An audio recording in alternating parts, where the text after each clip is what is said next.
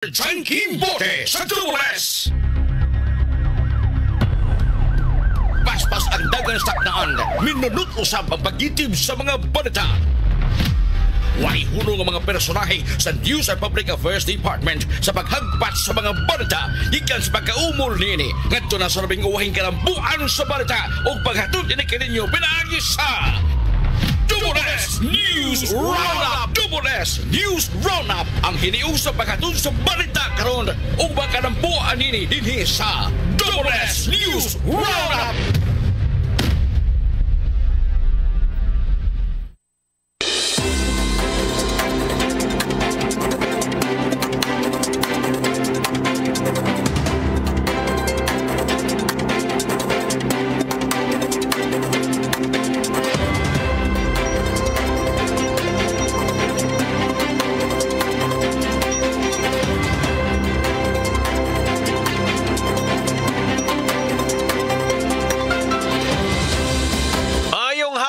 Kapuso sa mga lugar nga mabot niya itong Sibya o sabi sa nasamang partes Pilipinas.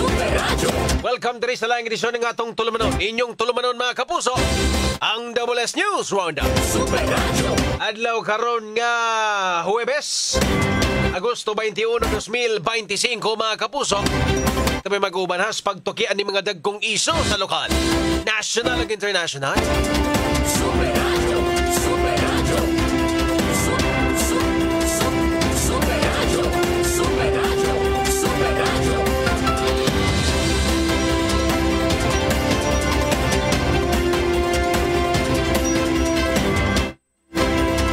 Kapuso, kini ang inyong ubos na lagad sa kahanginan, Super John Kim Patindol Bote. Ug para sa mga nag-unang balita karong adlaw mga kapuso, Super Radio Local News. Super Radio, Super Radio, Super Radio. Patay diha dayon ang usa ka 19 anyos nga lalaki samtang naangol ang usa niya kaangkas sa motorsiklo human sila nabangga sa sementadong koral des may purok Kamunggay, Barangay Mohon, siyudad sa Talisay ganinang buntag. Ang namatay mo si Victor, 19 anyos, taga Barangay Lawaan 3, samtang ang angkas niini nga iyang silingan mao si Sandy, 39 anyos, nga usa ka magtutudlo, ug si alias Dave, 21 anyos. Base sa investigasyon sa tong kapulisan, nasuta nga gikan sa usa ka bar sa siyudad sa Sugbo ang mga biktima ug nanguli sila sa ilahang sa ilaha mga alas 4 kadlaw sakay sa taxi. Apan ang grupo nakadesisyon nga muhigop og batsoy sa Barangay Pook, hinungdan nga sila inangkasay sa motorsiklo. Sa pagkakaroon, si alias Sandy, critical pa ang status nga mo'y gidala sa Cebu South Medical Center, samtang kining si alias Dave ang wala ramaunsa ug wala na sab siya nagpadala sa tambalanan. Yang konsab ni Dave nga silang tulo ang nakainom o hubog di nato mga higayuna. Diin pagkagabi pa hangtod na sa buntag sila na human og inom, maong posible nga nawad-an og kontrol ang maong nagmaneho sa motorsiklo nga miresulta sa maong sa pagkamatay ni ini. Super Janky Bote sa Dumules. Sa pikas bahin mga kapuso, nagbaso lang usa ka gwardiya nga gipadakop sa usa ka dalaga human niya gibidyohan dihang naligo kini adtong miaging adlaw sa may sitio ISKP sa Barangay Sambagdos, Takbayan sa Sugbo. Inahan sa kanuneng panabang siguro ni. Ang biktima giilang nga si alias Linda. Yay, 18 anyos pa. Nagpuyo sa mong lugar diin nangayog tabang sa mga tanod sa maong barangay o ginakop ang maong gwardya. Samtang ang suspect nga gwardya mo si Dodot, 29 anyos, ulitaw o ka-boardmate ra sa biktima. Gibutyag sa biktima ngadto sa kapulisan nga padung na siya maligo sulod sa pansayan.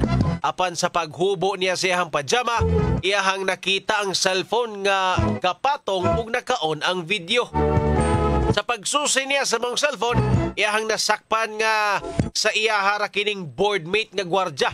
Sa pagkakaroon, gitanggong na ang maong suspect sa Abiyana Police Station 2, Cebu City Police Office ug matud pa nagmahay ang suspect sa maumpang hitabo ug nangayog pasaylo sa biktima. Super Tanky Bote sa Double S. Super Radio. Double S News Roundup. Okay mga kapuso, arita so ba na ito mga hisgotanan diri sa ato ang tulumanon sa Double S News Roundup.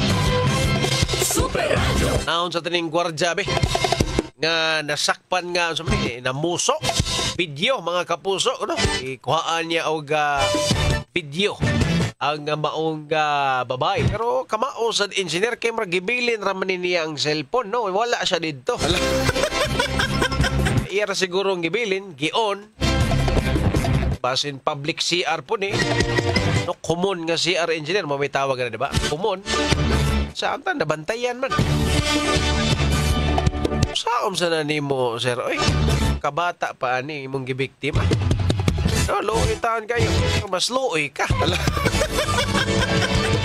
Ako pa ni mo ma'am kung kinsa man is Ma'am Linda inud-agi ni ma'am kay para di na mo usaba pila raman siguro tuig pagkapriso ani imo pa tong gipapiit call naata ka sa gawa sa Pikas bahin mga kapuso Kapitolyo andam na alang sa major ug minor surgical operations nga himuon karong Sabado kun man sa Domingo sa Balamban Provincial Hospital mga kapuso. Murag gitinuod na gid ni Cebu Governor Pamela Barecuatro ang iyahang pasalig no? Or iyahang mga priority projects mga kapuso. Obian ni na siya ang plataporma sa diyang nidagan pa ni sa gobernador. Kontra sila itong gobernador Gwen. Karon nakadaog, hindi mo inindot kay gitinood. Kulang ng gogob. Okay, porbida na biyaan gining mga hospital ato dire ay. Mayon mahatagan ni og igong pagtagad ba? Yung ma-upgrade yun, no? Ito lang tagaan og panahon si Governor Pamela Barecuatro sa iyahang tinguha. Kaya di na basta-basta madali or kuan ba, implement na yun ba kay budget, kwarta, panahon. Kung kinahanglan sa gobernadora, baka siguro na niya for sure, no? Aduna gyoy klaro siguro nga kalambuan. Ito hatagag panahon. Sa isayo pa man, no? Mo po may paglingkod aning gobernadora nga ang tinguha or ang iyahang target mas mapalambo ang panglawas sa probinsya sa Sugbo mga kapuso. Kapin sa 3,000 or 3 milyones pesos nga tabang pinansyal ihatag sa Department of Migrant Workers Region 7 sa mga overseas Filipino workers sa ilahang pamilya sa probinsya sa Sugbo mga kapuso. Sa katuning mga OFW nga mga biktima ba? Doon ay mga problema gawas nasod na uli dere itabangan sa DMW mga kapuso. Pakita lang ni nga ang administrasyon ni President Bongbong Marcos Jr. seryoso sa pagtabang sa to ang mga kaigsuon ng OFWs mga kapuso. Bigas bahin mga kapuso. Aari na sa tas DPWH be.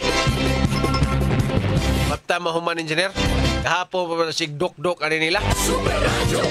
No DPWH, no ghost project in Central Visayas. Matod pa sa Department of Public Works and Highways in Central Visayas. Kailangan gisiguro ang publiko nga walay gitawag nga ghost projects under its flood control initiatives in the region mga kapuso. Muna mga banner headlines ito karon sa mga newspaper nya sa dihang nililikos comment section pag nagkahiusa ang tanan. Boy ghost project pero basin substandard.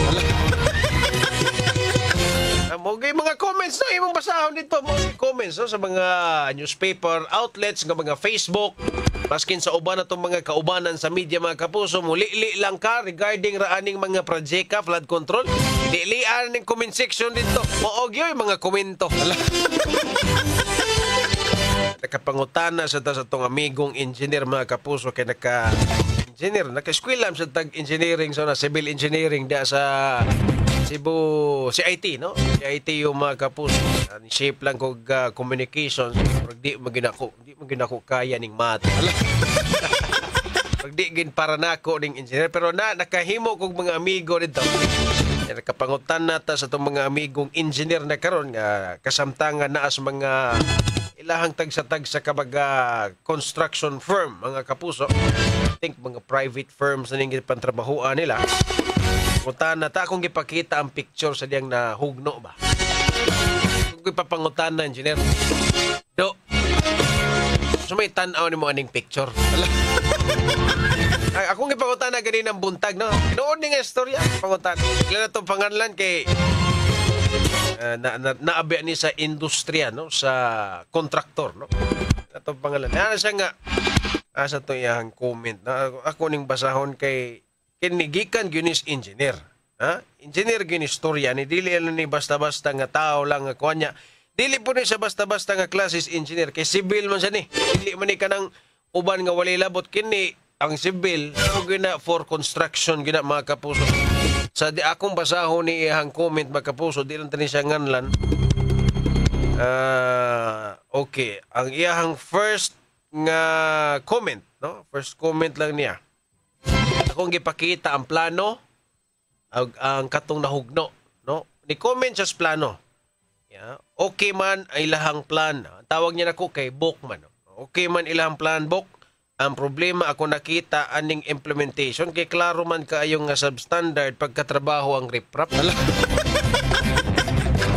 Sa picture nga imuhang gipakita na kuunan niyang nabantayan, dili head size ang bato nga gigamit. Okay, ang bato daw nga gipanggamit para aning riprap di daw head size. Dapat din na head size, no? Kung ni human pagos engineering, kabawat ako ani. Onya, ang mortar na gipapilit dili sad maayo. Okay, low quality daw ang gigamit nga mortar. Ang mortar akong gi-search mo dining adhesive nga igamiton sa mga bato nga ibutang diha sa kuan. Makita niyo sa picture di ba na bato, magtapad ang bato niya naay murag gamay nga semento nga murag binding papilit anak nila mo ni tawag anak mortar. Sa iyang tanaw initial observation magdi man kuno maayo na kunong ipapilit sa bato. Mulan to iya mga nabantayan ha. Initial lang to niya. Sa picture lang ganito. Nakabantay na siya lain. Samutag muad to siguro to siya. So, kana. Ato lang nga di padaganong ng investigasyon mga kapuso. Kaya maabot rin yung panahon. No? Di lang ako ganahan. Bakay muram kong ni dupa ning taga DP. Idupa sa kontraktor. The way sila mo storya, kailangan gidupahan ang project. No? Kaya the fact, dapat sila may musita. Diba? Anong inyo man ang dupahan? The way mo ni comment, the way mo ni hatag og statement, dapat ang kontraktor man gani ang muhatag nga statement, dili ka mo. No, if imong paminaw ng ilahang mga comments na karon social media, ang ilahang mga tingog, madungog gina ni mo diha. Mura gyud sila ilahang gi-protect ba dapat ang kontraktor may musulti, ana. No nga, kani, dili ni some standard amo ang project nga gibuhat. Dapat kamo sa DP, mo'y mo inspect, mo'y mo ingon, mo'y mo nahugno guna. So, inyong kasabaan ng kontraktor, inyo manong gidipinsa. Ingon mga tungod sa tubig, dapat ang kontraktor may musulti, ana, dili ka mo. Wa pa man na human, natin over na wa pa man. Ano mo ingon mo nga, ang tubig mo'y rason nga nung nahabwa na diha. Parang dili man siguro kamo ang saktong tao nga mustorya in behalf anak nga nangguba na tumpag nga flood control project. I think ang kontraktor mo ay angay mutubag ni ana. I don't know if asa sila karon. Kamo may nagpakita. Ano ba, di ba? Ano? Ay, duda, makadudam. Anong kamo may nag-explain ba nga dapat ang kontraktor magimutingog ana? Ang anong kamo maginiingon nga tungod nas baha sir, there's likod na mo na natumpag na, grabe yung pressure, abli mo gud. Grabing explanation ninyo no, ngano man na. Nganong kamo may nag-explain na nganong di man ang kontraktor dapat ani nga press conference kay inyong gibuhat na ang kontraktor sila mo'y patinguga nga no. Kay sa kong nahibawan, ang inspection na sa inyohang side. Kung naisayop, kamoy mo badlong, kamoy mo pulis nga to sa kontraktor mo. Ingon ba, tarungan na ninyong tuko na, ano na tumpag mo na. Mura naman noon mong ni... dawi mo nagpa-preskon. Ginoo ko, oy. Asam tos BBM, busing BBM, pasin makalili ka ani diri Cebu. Ala. Malili ako nun ni diri, oy. Bis nga ang kontraktor mo patingugon sila manhinuon mo. Anyway, mga kapuso, sa Dipitang Motosunahan, palutson sa tanin. Paspas nga aksyon sa mga balita. Double S News Roundup. Super Radio Reports. Super Radio. Dawat ang reports, mga kapuso, duha ka barangay sa siyudad sa Sugbo nadeklara nga drug cleared. Super Decime, pasok! Formal na nga gideklarar sa Regional Oversight Committee on Barangay Drug Clearing ang duha ka barangay sa siyudad sa Sugbo nga drug cleared. Ang mga barangay nga nadeklarar og drug cleared mga barangay Cugon Ramos ug barangay Santa Cruz. Sila mipasar sa hugot ng deliberasyon nga gipahigayon sa usas mga hotel sa dakbayd sa Sugbo sa miaging adlaw. Ang mga kalihukan gitambungan sa mga representante gikan sa nagkalain-laing ahensiya sa gobyerno sama sa Philippine Drug Enforcement Agency, Police Regional Office 7, Department of Interior and Local Government, Department of Health, Cebu City Police Office ug ang lokal nga gamhanan sa dakbayd sa Sugbo uban sa Cebu City Office of Substance Abuse Prevention kun COSAP. Matud pa ang mga deklarasyon resulta sa pipila ka buwan nga paningkamot apil na ang lapad nga pagbisita sa kabalayan sa mga persons who use drugs. Ang duha ka bag-ong drug cleared barangays nagpakita sa walay paglubad nga determinasyon sa mga inisyatibo aron sumpuon ang illegal nga droga. Usa sa importanteng bahin sa kalampusan mao ang programa nga rehabilitasyon nga pangunahan sa Cebu City Office of Substance Abuse Prevention kun COSAP. Si Police Colonel Enrico Figueroa, Acting City Director sa Cebu City Police Office, di panayag sa hugot kag kampanya batok sa illegal nga droga inubanan sa suporta sa katawhan. Sa kasamtangan ng dakbayd sa Sugbo, aduna nay 41 ka drug cleared barangays. Kini si Decime Padilla sa GMA Super Radio DYWS, dapat totoo. Super Radio. Gumikan sa nagkadako nga problema sa trapiko sa Calamba, Cebu City, Transportation Office gipatuman ang discipline zone. Super Alan, pasok! Wikan sa nagkadako nga problema sa trapiko sa Calamba ning dakbayan sa Sugbo, gipatuman sa Cebu City Traffic Office ang discipline zone sa naisgutan nga lugar. Ato na sa daan nga tanan nga maordinan sa kagamanan sa dakbayan sa Sugbo, may kalabigitan sa trapiko ang gi-apply sa naisgutan nga lugar, ilabi na ang no parking zone sa naisgutan nga area, ingon man ang pagpatuman sa tuwing sa mga sakyanan nga makababag diya mismo sa kakalsadaan o sa mga area nga adunay mga obstruction. Ato kana sa ran nga gibatuman kini diri mismo sa may barangay Banila ding dakbayan sa Sugbo, din himo kining epektibo og nasulbad ang problema sa dagan sa trapiko sa naisgutan lugar human gibatuman ang naisgutan nga discipline zone sa naisgutan nga area. Ako sa Mahay sa Jimmy Super Radio DYWS, dapat ito. Super Radio. Tanang Provincial Hospital ubos sa Kapitolyo, awardee sa Epidemiology Surveillance. Super Lloyd, pasok!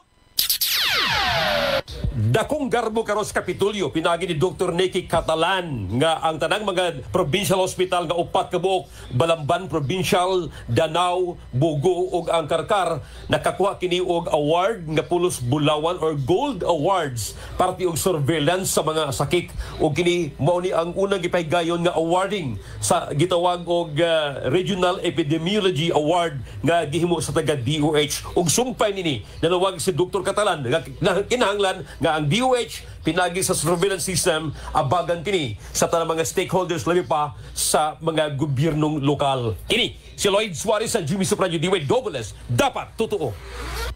Super Radio. Super Radio. Daghang salamat Super Decime Padilla, Super Alan Mahait, Super Lloyd Suarez sa inyuhang mga reports.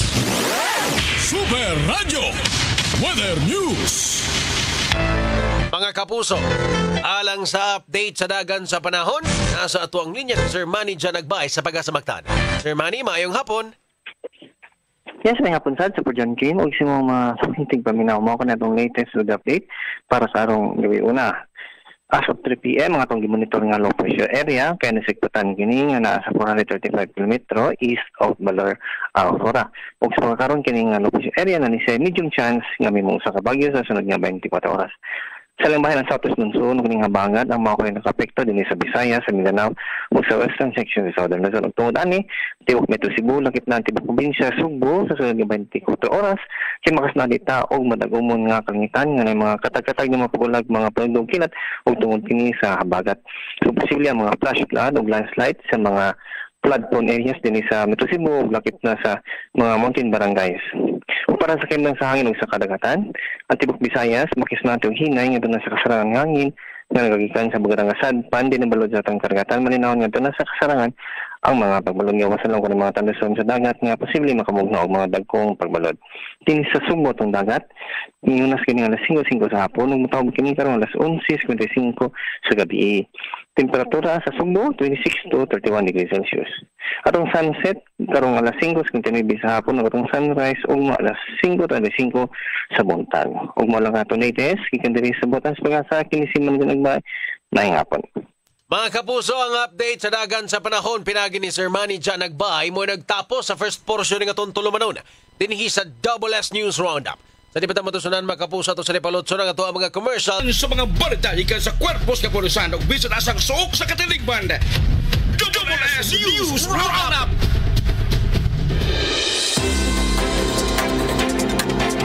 Okay mga kapuso, balik na diri sa tuang tulumanon sa Double S News Roundup.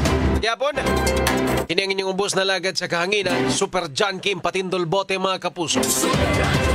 Super Radio. Kita maglangan, arita sa tumagahisgotanan.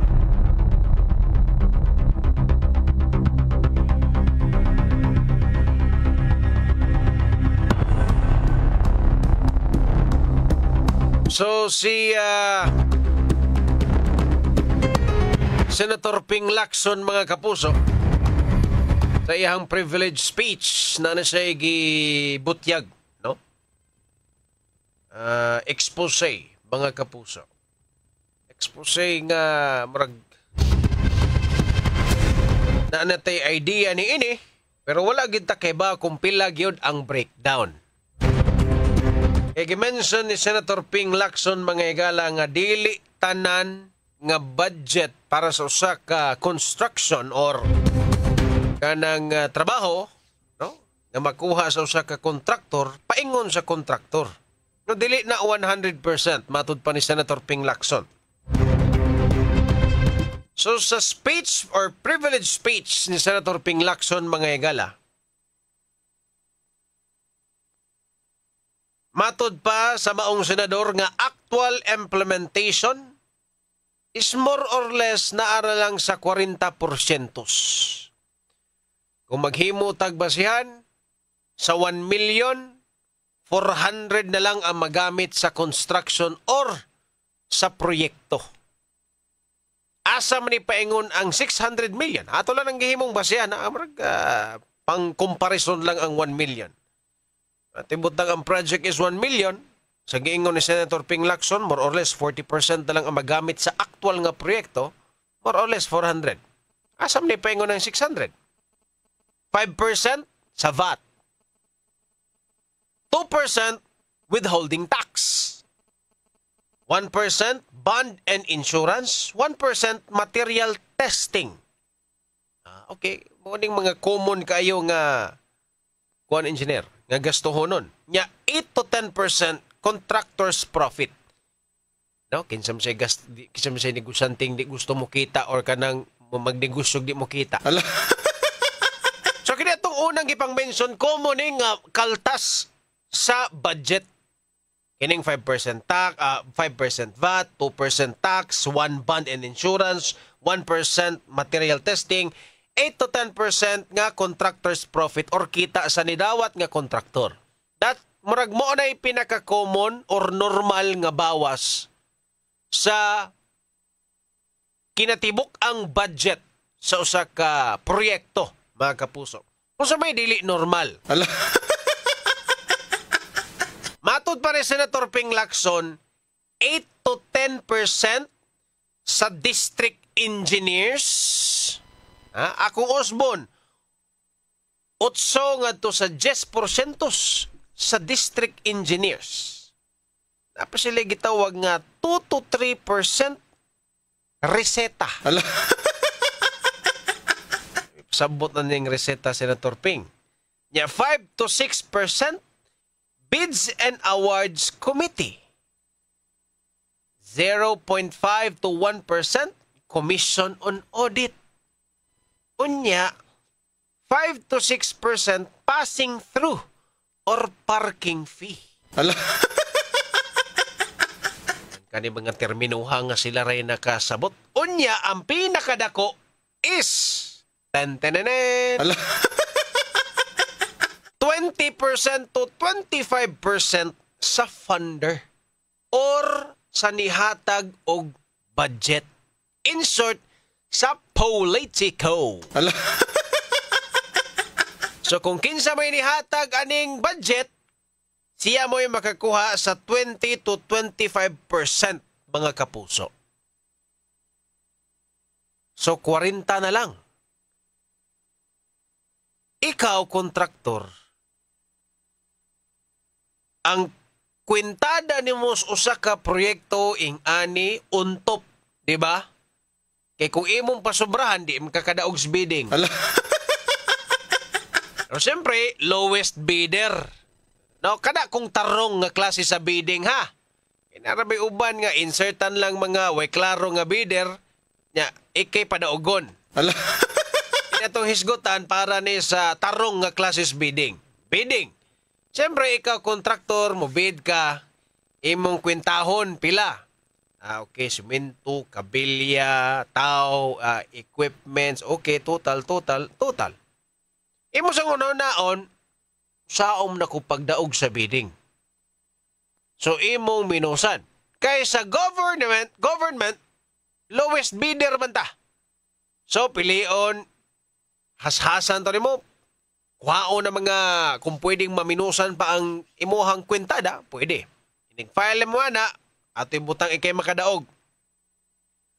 Unya, ato ni daw ning i-implement ning 8%, 10% sa district engineer, 5% passing through parking fee, 20%, 25% sa naghatag ni mong budget, nya 5 to 6% bids and awards committee. Ikaw nga naghimo sa imuhang kwentada nga imo na ganing gipagamyan og maayo para makadaog kas bidding, kuhaan pa aning mga kagwang unsa man itukod nimo? Ala. Ha? Ngita lang kag kabilya diha nya moingon lang ato na dukduka lang ng kabilyang bawog diha, no? Atulira lang na kay mo na tong gamiton. Ala. Ito na yung mga istorya diha nga halin kinas mga junk shop na mga kabilya kay tuliron ra na sa mga kontraktor. Ala.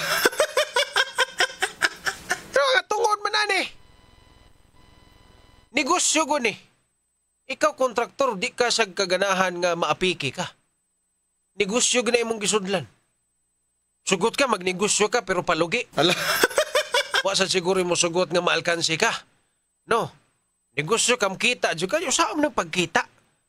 Kung naiing-ani nga mga kaltas, nga wa mahibaw 25 para sa politiko na nihatag sa budget. 10% sa district engineer. Ha?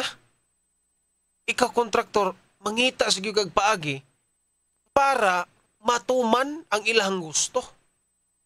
Karon imo nang ihatag, pila na lang mabilin.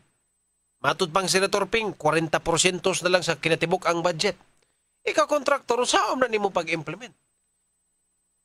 Kuha kag tao nga pinakyaw para madali. Ala. Ngita kag kanang mga pinakabarato nga equipment, pinakabarato nga materyales nga mo'y atong gamiton. Unya, ang katong pwede pahakan nga kabilya, akini, kuha ilan ni gamay ng kabilya dong, kay apiki yung tas budget. Ala. Akini imuhang palitada dong, kuha ina gamay kuan bi, anya Sahara ba nandiyan, kanang para mo pilit og maayo ng simento. O kuha ilan na kay para di tama apikis budget or unsa pa baga na siyempre buhaton tanan sa kontraktor nga mugamay ang gasto para mo kita. Unsa ending? Substandard. Ala. Una sa kong giingon, dili murag ang kuan ba? Ang duot dili kinato ihatag sa kontraktor. No? Kay mo mangginay no choice man. Ganahan ka magnegosyo musunod ka sa ilahang kalakaran or sa ilahang pamaagi.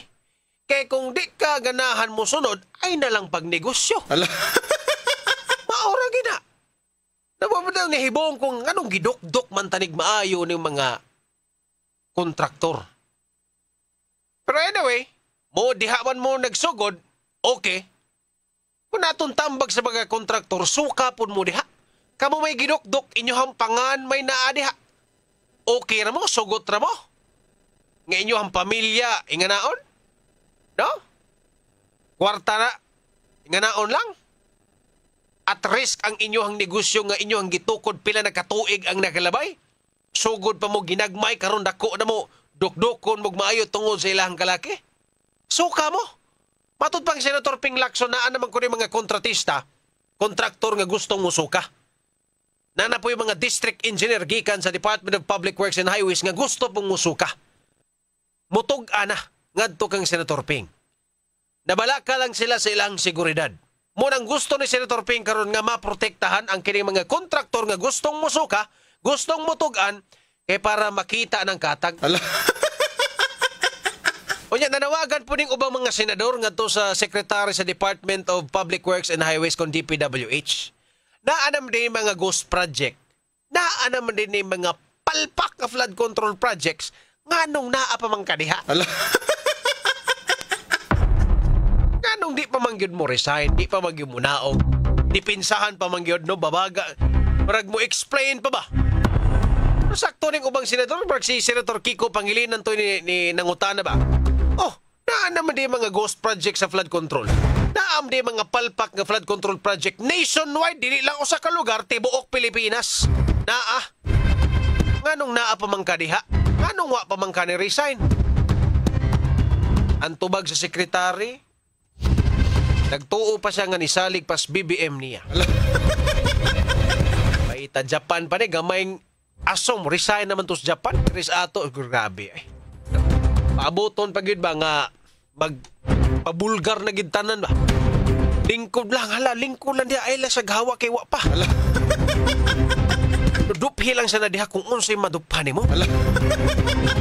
Ayaw sa araw, ayaw sa naog ron, kaya mamakita namin na rin. Wapag binaog bitaw, no? Mo bitaw, sakto ni si Senator Kiko Pangilinan sa iyahang pangutan. Daghan na kay anomalya na bulgar na nganong naglingkod pa man kadiha. Anyway mga kapuso, sa di pa tabatusunahan pa. Super John Kim Bote, Double S News Roundup. Okay, may pagpaminaw ni Boss Armando Alburo. Mayong gabi diha busing. Morning Star Salvio mga kapuso. Boss Bill Card, kontraktor gaita. Di ta pakasaom project sa gobyerno aron di ta mamumo manghunaw na mga politiko dawat sa limpyo mo na sir kunang diri sa Senate ganahan ko nga push gud sila sa ilang investigation ba para di na ni kapanghunaw ning mga involved para mahibawaan yun na to kinsa na mga tawhana pero for sure wala nilabot ang katong mga bag-o lang na elect no ba mo pa baghuman sa tong election malilian ra man na nimo kinsa tong mga bag-o pang lingkod katong mga nangugat na Calmly Sunyo may pagpaminaw may gabi imam kanang mga anomalya naglingkod pagyapon silya elektrika pa na layat kusog pa sa alas 4 o bitaw na di mahadlo kay kung may kaso di ba? Nya Agosto Marfito ngayong gabi Boss Bill Card Basulo nga si Beling Kahis mayong gabi na Mayumi Silva sa Poblacion Karkar mga kapuso naminaw sa Carabagao Rasa si Boss Glenn Idosil mayong gabi kapusong John Kim naminaw ko diri sa Poblacion Oslob Cebu kusog ang hangin diri sa Oslob karon maulag ni tungod sa di mayong panahon Boss Glenn. Nya Roberto Langkido evening Super John minaw ko diri Sudlon 1 Sitio Batang Cebu City may pagpaminaw da Boss Robert. Unya si Joel Noel minaw Skatmon oy may pagpaminaw da nya si Nestor Jano sus Mariosep oy akong kauban sa una sa SSG sa Southwestern University si Shiba Aparis naminaw sa Carabagao Ras May pagpaminaw diya siya ba? Na atos tumimbang may pagpaminaw sa buhisan mga kapuso. Josephine Lim, minaw sad sa Bugo. Nakalayo na ba ani? No na, natag na abtan engineer.